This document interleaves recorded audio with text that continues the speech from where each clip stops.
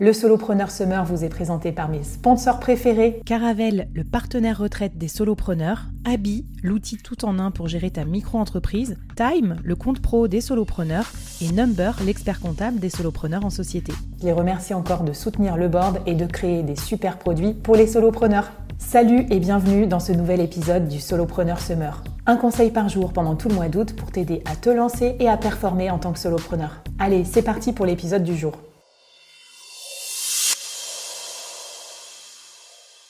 Tu rêves de gagner plus sans travailler plus, cet épisode va te plaire. Donc aujourd'hui, on va parler d'un concept clé pour les solopreneurs, la scalabilité. Ça, je t'avertis, c'est un principe qui va vraiment changer ta vision et ta façon de faire du business.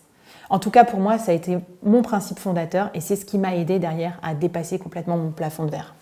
Alors, c'est quoi exactement la scalabilité? Instant définition. En gros, la scalabilité, c'est ta capacité à augmenter tes revenus sans augmenter proportionnellement tes efforts ou tes coûts, tes charges.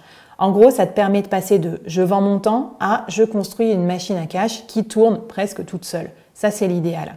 Mais concrètement, ça peut prendre plusieurs formes et il y a plusieurs degrés de scalabilité. Déjà, tu peux faire des services packagés. Au lieu de facturer à l'heure, tu proposes des forfaits, des livrables clairs. Si tu délivres le truc plus vite, tu gagnes du temps et donc tu marges plus sur ton temps. Deuxièmement, tu peux automatiser.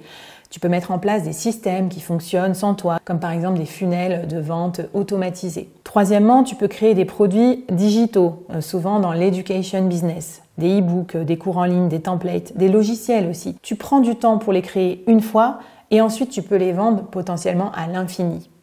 Enfin, dernière idée, tu peux pratiquer la délégation intelligente. Par exemple, tu peux sous-traiter des tâches à certains freelances moins chers que toi ou à une IA. Là, on est sur un principe presque d'agence ou de collectif. Alors, je vais prendre un exemple concret pour te montrer comment ça marche la scalabilité. Le mien. Quand j'étais freelance, j'étais head of sales, je facturais à la journée. Donc, clairement, je gagnais autant que d'heures travaillées. Puis, j'ai créé le board et j'ai commencé à signer des sponsors. Plus j'avais d'auditeurs, plus je gagnais de l'argent. Donc là, il y avait déjà une notion de scalabilité, sans que ça soit plus difficile en fait de signer des contrats. Ensuite, j'ai créé l'incubateur solopreneur et là, j'ai passé plusieurs mois à créer ma méthode, mes formations vidéo, etc. Donc là, c'était dur, je gagnais pas d'argent. Mais maintenant que c'est terminé, je peux le vendre encore et encore avec aucun autre effort que l'effort commercial. Résultat, ce produit d'éducation me génère plus de 50% de mes revenus aujourd'hui. Résultat, ce produit d'éducation me génère plus de 50% de mes revenus aujourd'hui, alors que finalement, il me demande que quelques jours par mois d'efforts pour la relation client, pour la mise à jour ou pour la commercialisation. Bon, attention, la scalabilité, c'est pas non plus de l'argent magique ou des revenus passifs faciles. Considère ça plutôt comme un investissement en fait. Au début, tu vas probablement devoir travailler plus pour mettre en place des systèmes scalables, mais une fois que c'est en place, c'est là que la magie va opérer. Bon alors, c'est génial tout ça, me diras-tu, mais est-ce que je peux vraiment appliquer ça à mon business model, à moi, à mon expertise à moi? Je vais te montrer que oui, en fait, la scalabilité s'applique à tout le monde avec différents degrés, bien sûr, et différentes adaptations. Si ton expertise est aujourd'hui vraiment pas scalable, complètement en sur-mesure, par exemple en prestation de service, je vais te donner quelques pistes.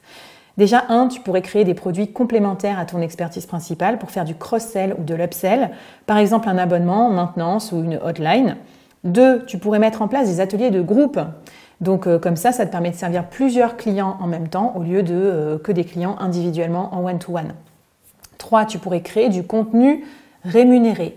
Par exemple, un blog que tu fais sponsoriser, une newsletter payante, un podcast aussi sponsorisé. Ça peut devenir une bonne source de revenus complémentaire.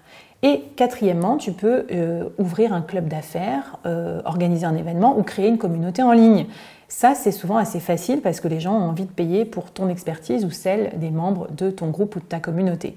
Bon voilà, l'idée là, c'est de commencer à générer des revenus complémentaires tout en améliorant un petit peu ta qualité de vie. Évidemment, mettre en place plus de scalabilité dans ton solo business, ça demande du temps, de la réflexion et une vraie stratégie.